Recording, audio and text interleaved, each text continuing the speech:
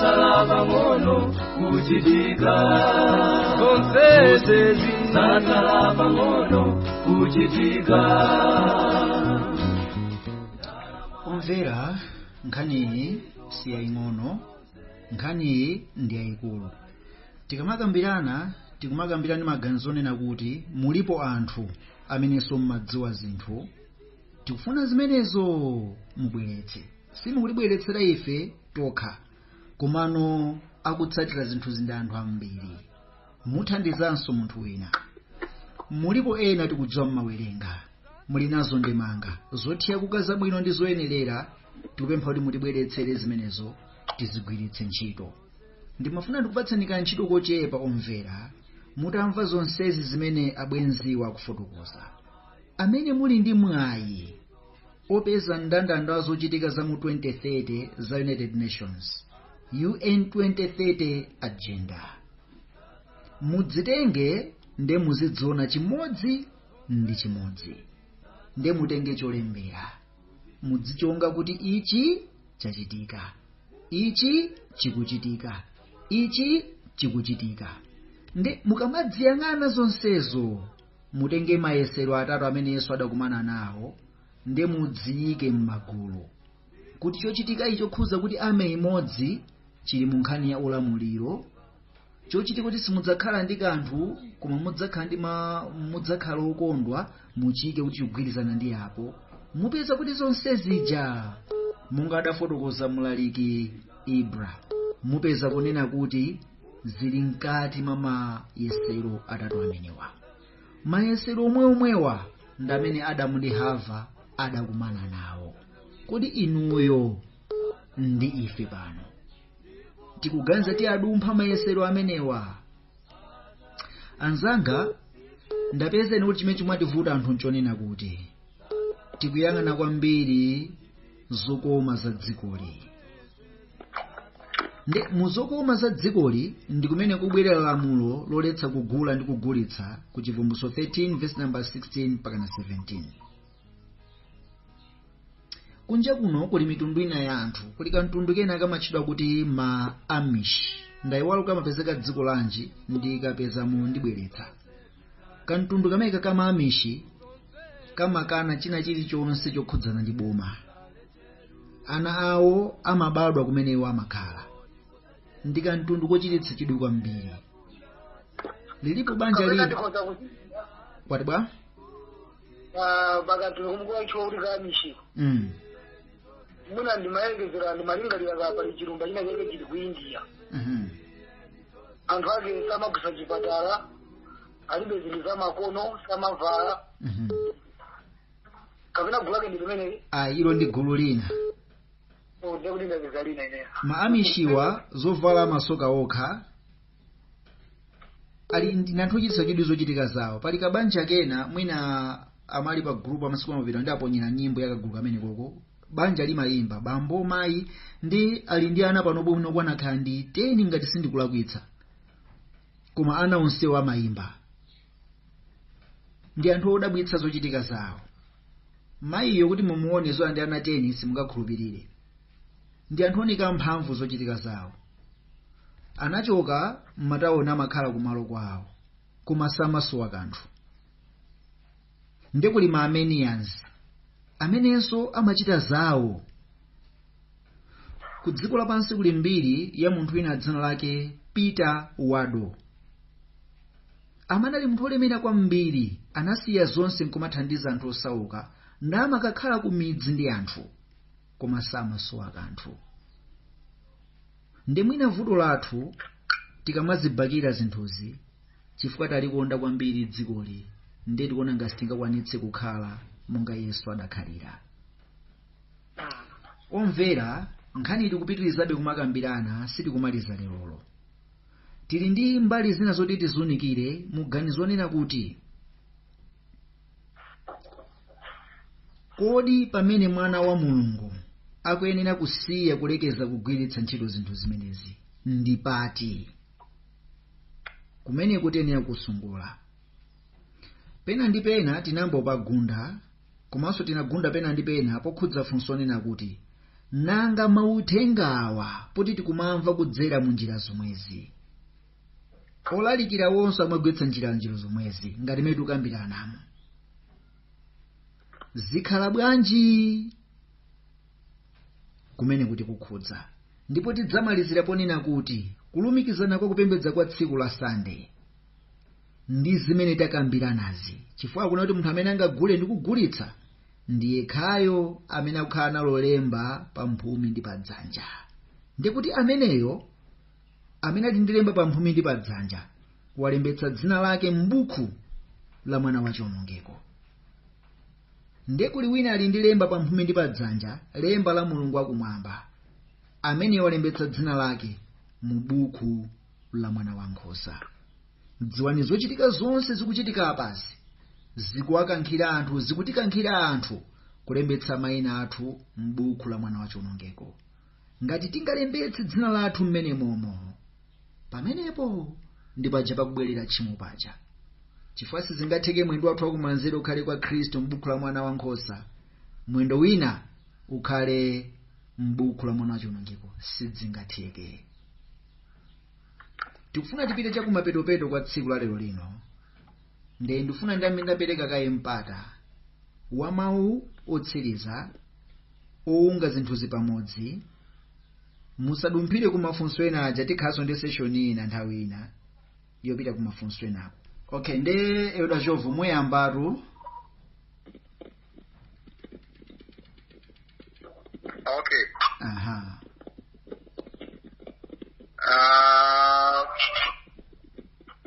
Wakukulu pa zimene takambirana ndimafuna kuti anthu agwire kwambiri pa mmene system ya dziko lapansi ikuyendera. Pa system ndi ya dziko lonse. Now mukaziona zinthu zina zikukhala ngati zikuthamanga ku maiko amene anali otsalira kwambiri. Cholinga choti agwirane ndi kumene adaziyamba kalekale. Zikukhala ngati maiko enawo panopo akuwakankha.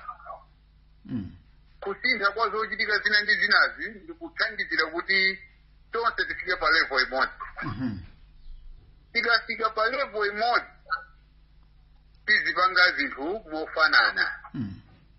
Andipopanga zinthu mofananazo ndi pamene tsopano pakubwerera chivumbulutso, anali chivumbulutso chapter chani cha munawerenga verse 13. Aha. Pamene padzakhale nokusiyana kuti amene sadalembetse mayina awo m'buku la moyo la mwana wankhosa ndi amene adzaonekere mbali yawo, ndiye amene adalembetsa mayina awo aonekera kujani kumbali yawo. Now tifodi anthu amene adzapulumutsidwe kutengera ndi chivumbulutso chapter 7 tikamayamba verse 9 kutsika kumusiku amene Yohane adaona opulumutsidwa osawerengeka anali anthu ochokera ku mitundu yonse. Kuti onsewa ataumva uthenga ndiyeno napanga chisankho cholembetsa mayina awo m'buku la moyo la mwana wankhosa, akadzafika poti aonekera ndi awo amene alembetsa mayina awo ku dziko lapansi nawonso adziwika. Ndi pamene tsopano zidzatipatse chithunzithunzi chenicheni chimene aliyense mbali imene ali. Now pakulembetsapa pali kulembetsano kosiyana. Yesu akufuna anthu ameneno amukhulupirire ndi mtima wonse ndi kuvomereza ndi kupanga zonse zimene iye atani walamulira.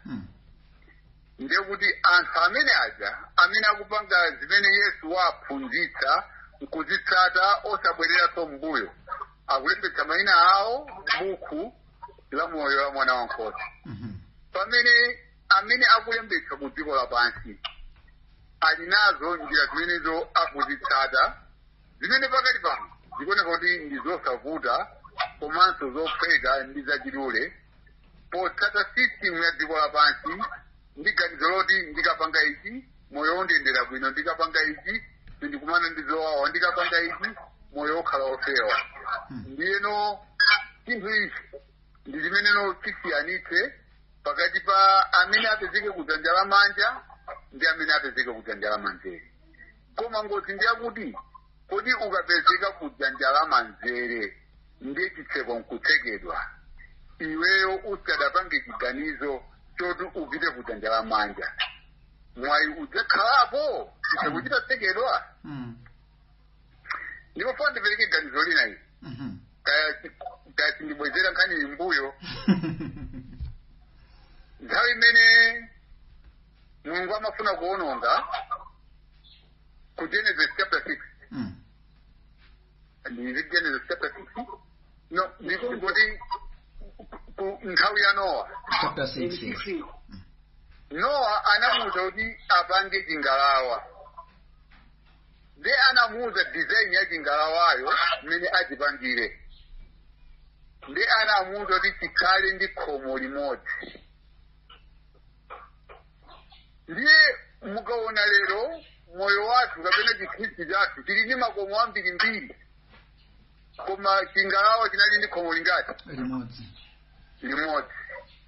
Kuseza kuti anthu onse akwena kukalowa pa khomo limodzi.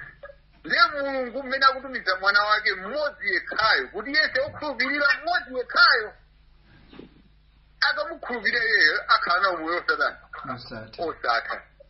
Ndiye mmene Yesu akutiyitana anthu timakhala bize kuti ndibwerabe koma ichi chandisangalatsa.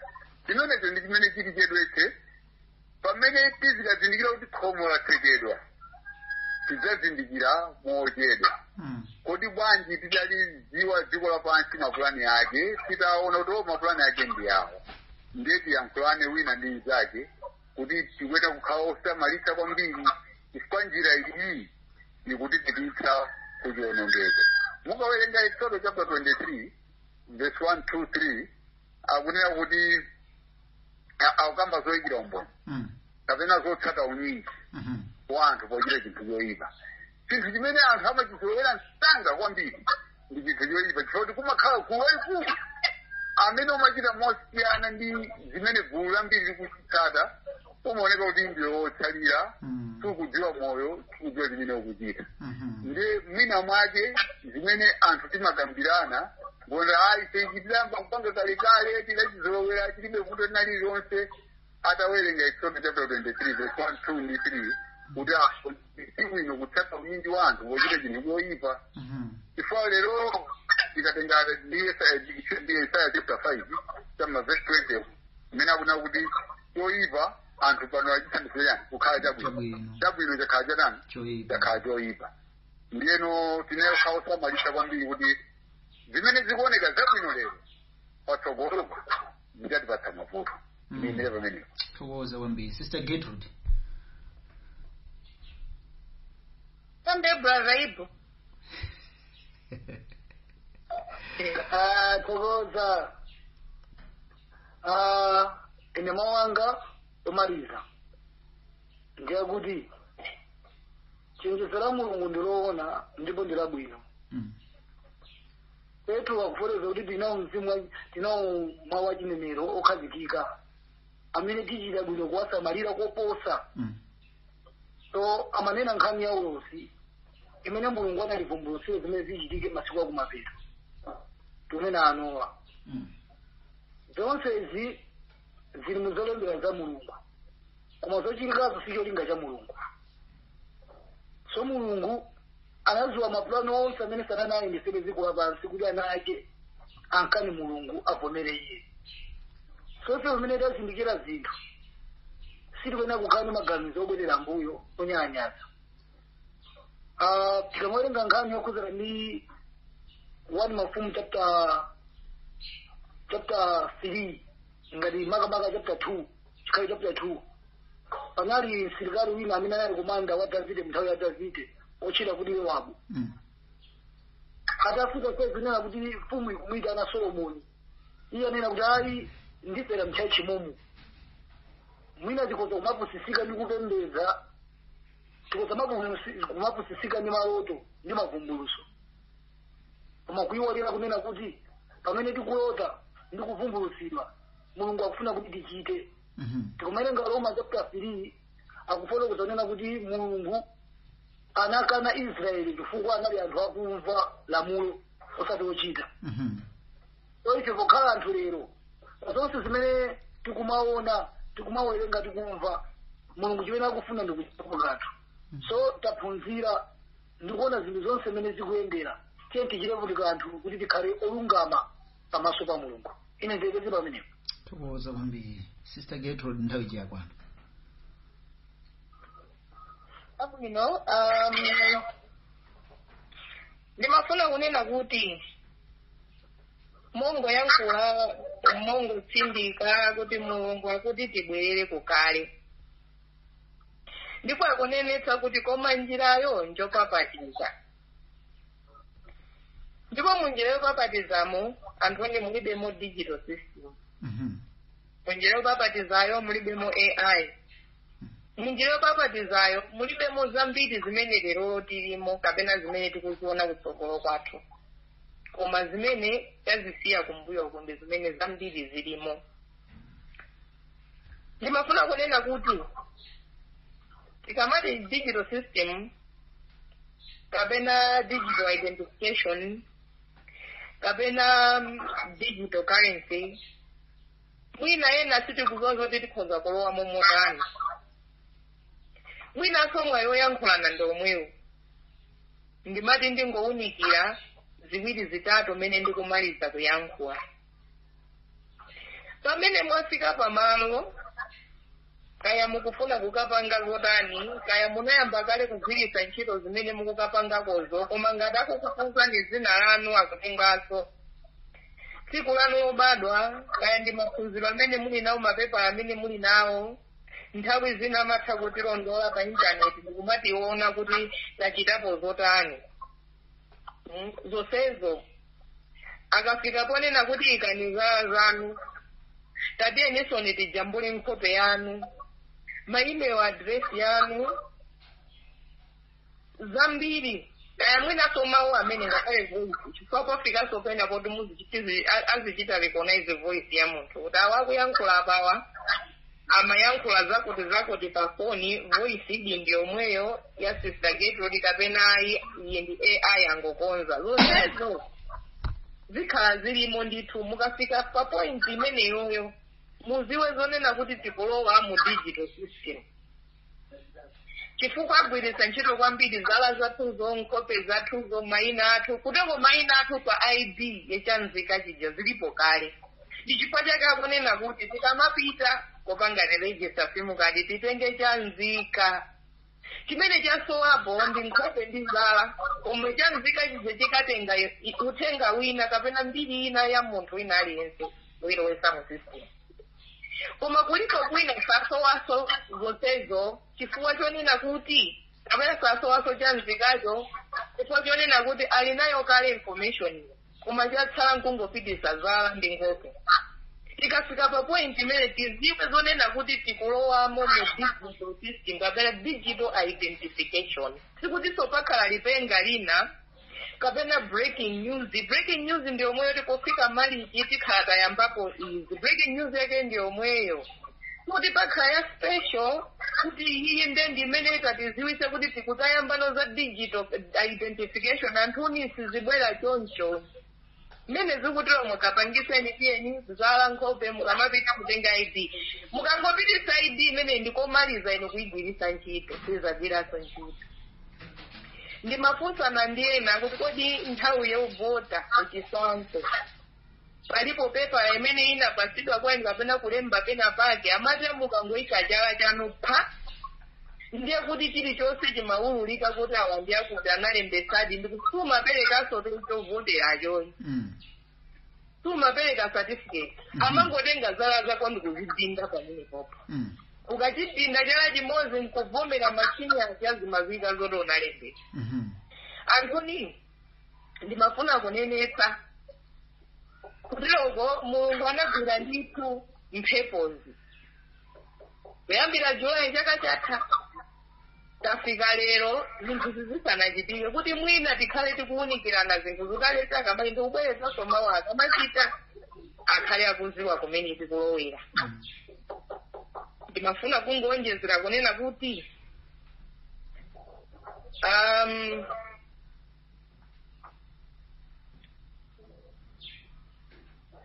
mwina chimene chinazalidwa mwa ife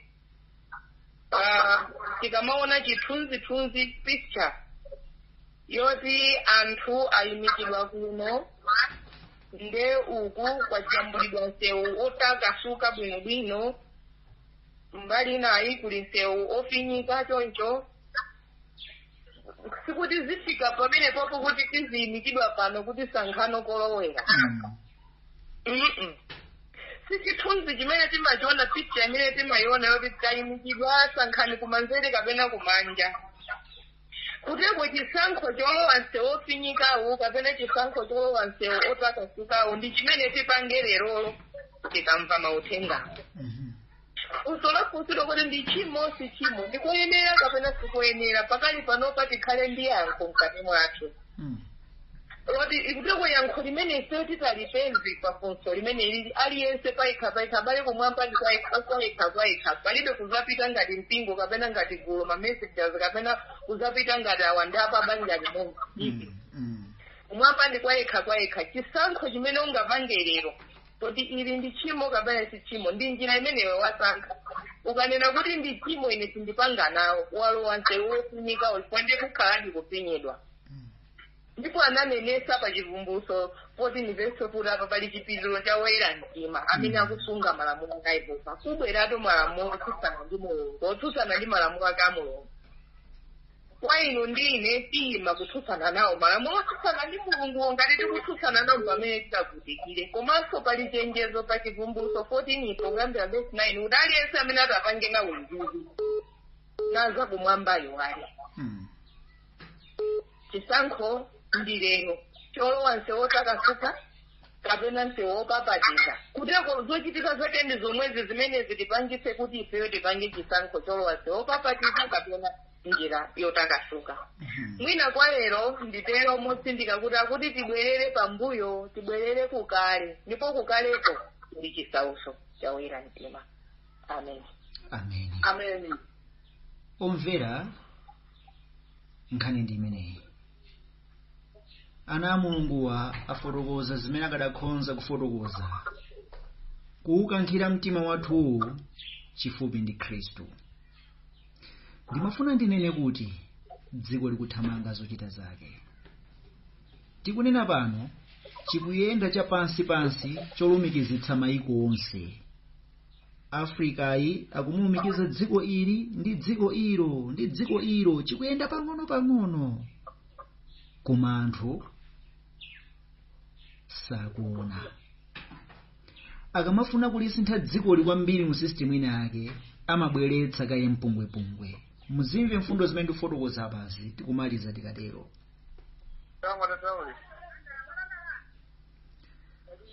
Mu nkhondo yoyamba ya dziko lonse lapansi adafuna kuti aphe kamtundu kamene kamatchedwa kuti ma Armenians amene amasunga choonadi cha Mulungu akumwamba. Mu nkhondo yachiwiri ya dziko lapansi adafuna kuti aphe Ayuda ndipo adapulula Ayuda oposa 6 miliyoni. Mu nkhondo yachitatu imene yambika kale kumenyedwa ndipo ikumenyedwa cha pansi zimene zikuchitika ku Irani ndi gawo limodzi la nkhondo yachitatu ya dziko lonse lapansi. Pamene America kunoti akaphulitsa ku Irani, Russia nkudzanena kuti tayelekeza ndipo ndimaona news mama wawo Russia yatumiza kale ndege zina ku Irani. Israeli watumiza tanyamata takita Mossad tikuwapereka zida kwa nzika za mu Irani ndi akumaombelana ndi asilikali ku Irani.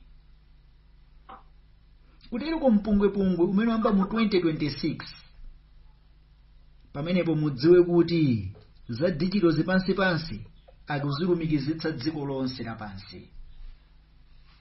Chifukwa amene ankalumikizitsa mu 2000 adabweretsanso mpungwepungwe wa Osama bin Laden, ndipo dziko lonse linagwedezeka koopsa iwo akulumikiza makompyuta mpaka na pano dziko lonse linalumikizana kuphatikizapo Malawi.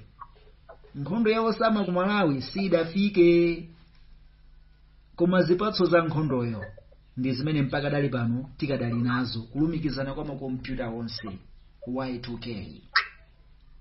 Ku Venezuela president wagwidwa Maduro, kuyelekezera za Osama zija, ndipo dziko lonse panopo lili gwede.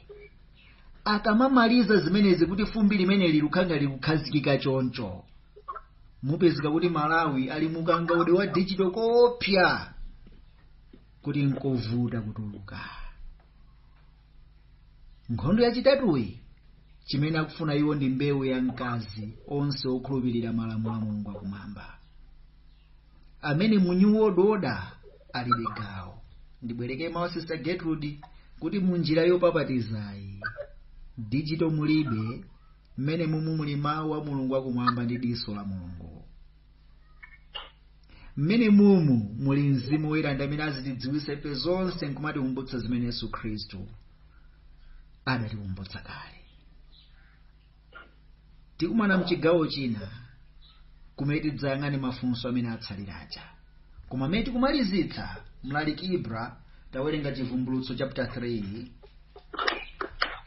werenge verse number 13 ndi verse number 14, tikumalizira kumeneko. Chivumbulutso chapter 3. Chapter 2. So chapter 2. Verse number 13 and 14.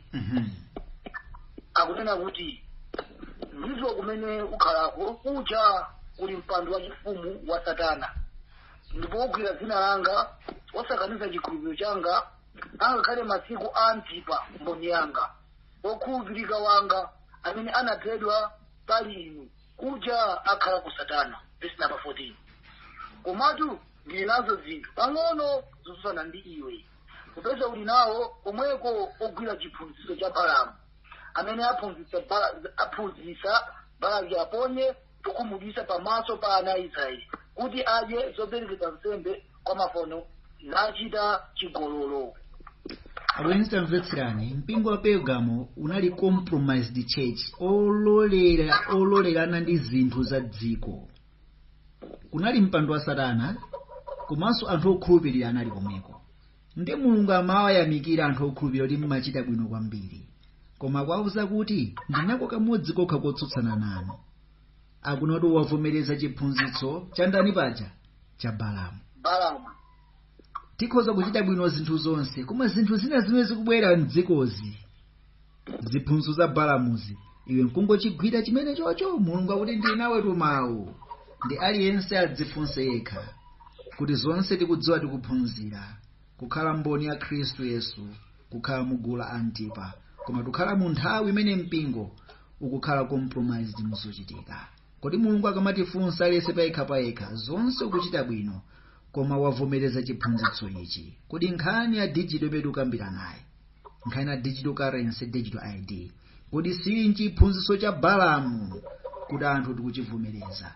Ambuye atithandize, patokha sitingakwanitse, koma ndi Khristu Yesu tikhonza kukwanitsa. Bwanji mawu a Paulo akhale mu mtima mwathu kuti kufa ine ndi Khristu, komanso kukhala ndi moyo ndi Khristu.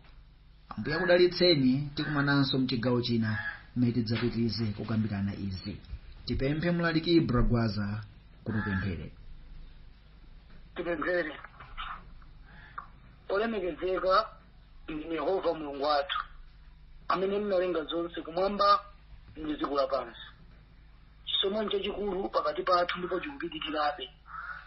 Tathokoza chifukwa kuti Mulungu wakumwamba mwalola mavumbulutso awo akhale pakati pathu, kuchulukitsabe chidziwitso chathu ndi zinthu zimene tikhoza kukwanisa kuziletsa mu nyengo yoyipayi.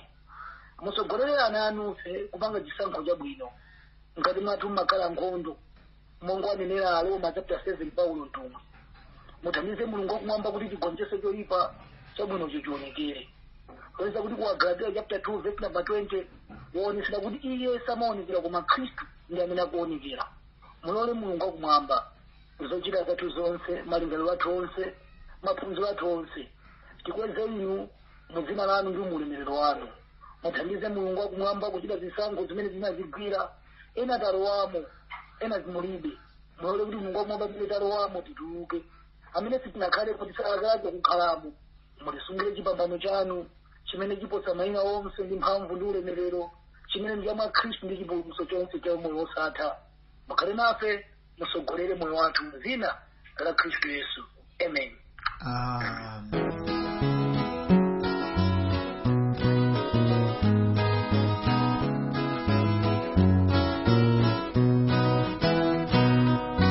Sasala bangono amai, sasala bangono kuchitika, konsezi sasala bangono kuchitika.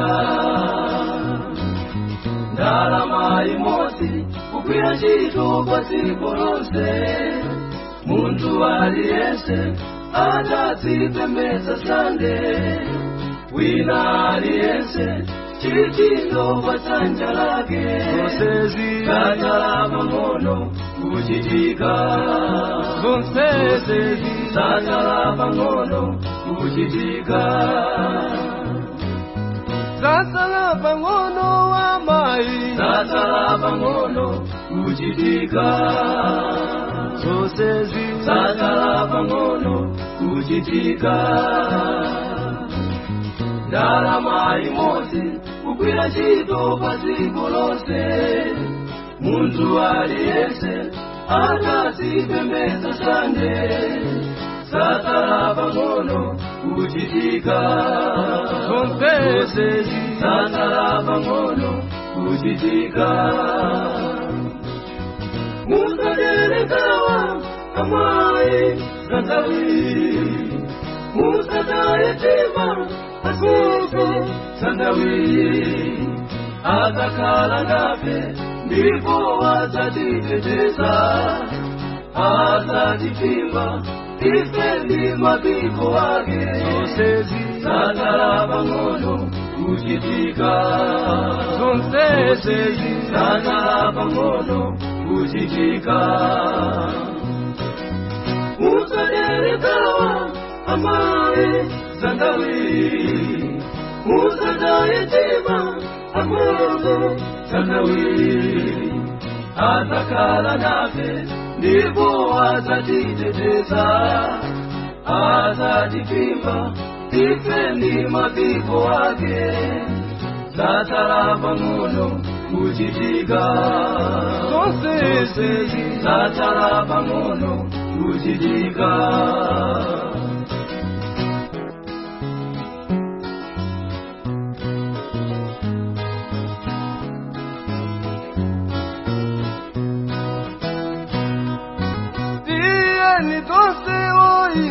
Tiyeni tonse tikhale cheru,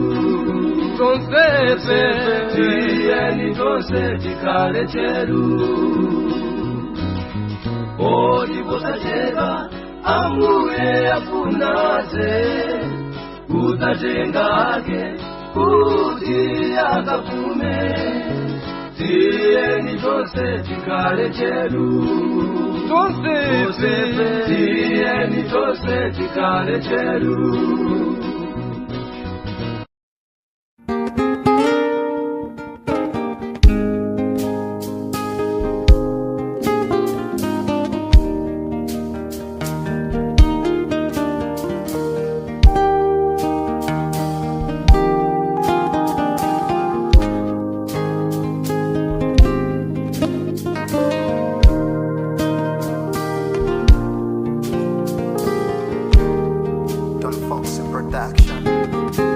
Papiri kalelo banai mamtanda chizimbi kiota msoni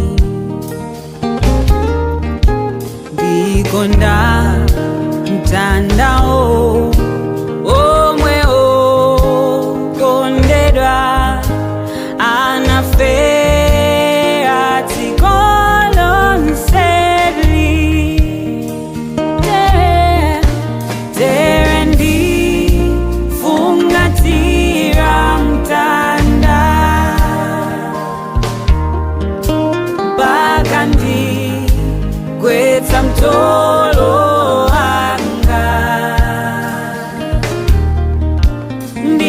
ndidzakangamira mtandao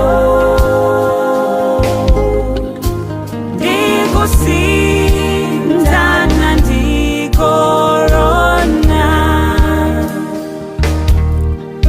ndikakumbuka abale omwe tinakula nawo omwe lero kulibe, anasi tinaphunzira nawo koma anatsogola, alongo omwe anali odziwa kucheza koma lero anapuma, aluso omveka omwe ankatisangalatsa koma pano kwachete adanka. ndidzakangamira mtandao ndikalingalira za chuma chidakanika kuwombola achuma m'masiku awo atsoka, za ophunzira amene maphunziro awo anakanika kuwanyamula mu nthawi ya nsautso, za omveka amene kwawo kumveka kunakanika kuwakuta mu nthawi ya zisoni. ndidzakangamira mtandao. Fungatira mtanda mpaka ndigwetsa mtolo wanga,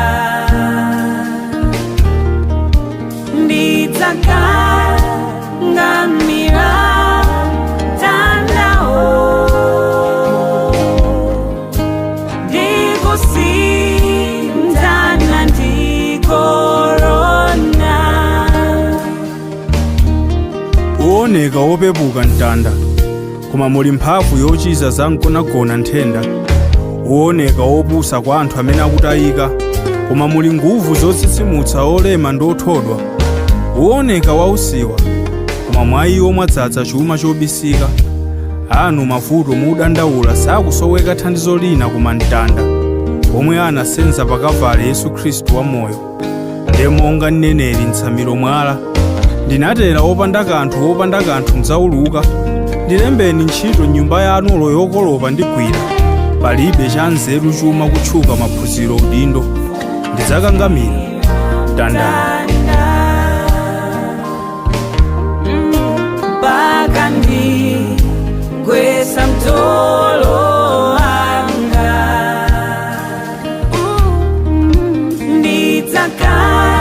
ndidzakangamira mtandao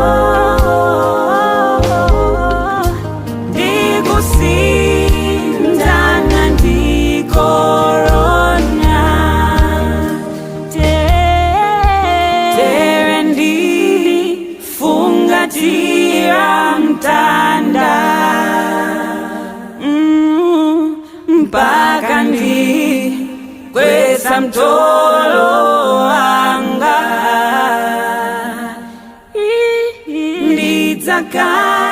ndidzakangamira mtandao